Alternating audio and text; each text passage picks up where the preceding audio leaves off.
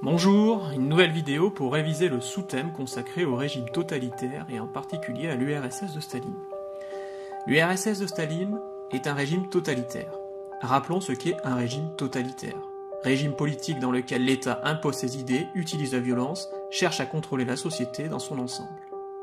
Pourquoi peut-on affirmer que l'URSS de Staline est un régime totalitaire ?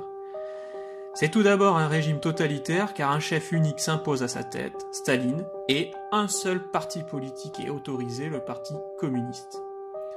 Staline succède à Lénine après la mort de celui-ci en 1924. En réalité, profitant de l'affaiblissement physique de Lénine, Staline contrôle déjà une bonne partie des institutions soviétiques. Dès 1921, il est secrétaire général du Parti communiste et en 1922, Lénine est victime d'un accident cérébral. Cet épisode laisse une marge de manœuvre importante à Staline, qui affirme de plus en plus son pouvoir.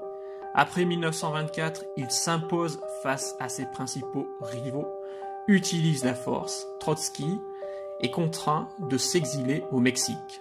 Staline le fait assassiner à Mexico le 21 août 1940. Ses rivaux écartés, Staline se présente comme l'héritier de Lénine, les affiches de propagande le montrent comme le successeur désigné, l'avenir de la Russie passe par lui et il regarde dans la même direction que Lénine. La population et les membres du Parti communiste représentés autour des deux figures sont un moyen de légitimer un pouvoir conquis par la force. C'est la deuxième caractéristique du régime totalitaire soviétique, encadrer la population par tous les moyens. Staline n'hésite pas à se mettre en scène. Les médias, les affiches, la radio vouent à l'homme d'acier un véritable culte de la personnalité. Les organisations, comme les jeunesses communistes, se mettent en scène et organisent des défilés à la gloire du dictateur lors de manifestations de masse. Le régime soviétique s'invente des héros comme Stakhanov, un mineur. Celui-ci aurait accompli l'exploit d'extraire 102 tonnes de charbon en 6 heures de travail. Il s'agissait de donner un exemple aux autres travailleurs chargés de participer à la grandeur du régime soviétique. L'économie est également contrôlée. Souhaitant établir une société communiste, sans classe sociale, égalitaire, Staline supprime la propriété privée.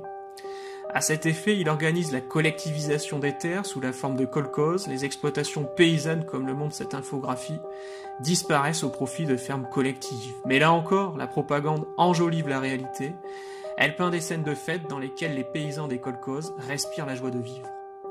Parallèlement, des plans quinquennaux organisent l'industrialisation à marche forcée de l'URSS. Cette carte montre cette industrialisation de la Russie sous Staline.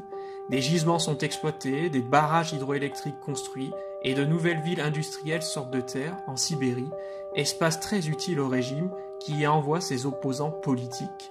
C'est le quatrième point, une société terrorisée. Les grands procès de Moscou illustrent cette politique de terreur. Entre 1936 et 1938, Staline fait juger de manière arbitraire ses opposants politiques et tous ceux considérés comme une menace à l'exercice de son pouvoir. Les chefs d'accusation sont souvent infondés. Le dictateur n'hésite pas à faire éliminer physiquement de nombreuses personnalités du Parti communiste. La police politique, le NKVD, surveille la population, enferme ceux qui critiquent le régime autoritaire de Staline. Cette détention peut prendre place dans les camps du Goulag. Il s'agit de camps de concentration et de travaux forcés, généralement installés dans les régions hostiles comme la Sibérie. Le régime utilise les prisonniers comme force de travail.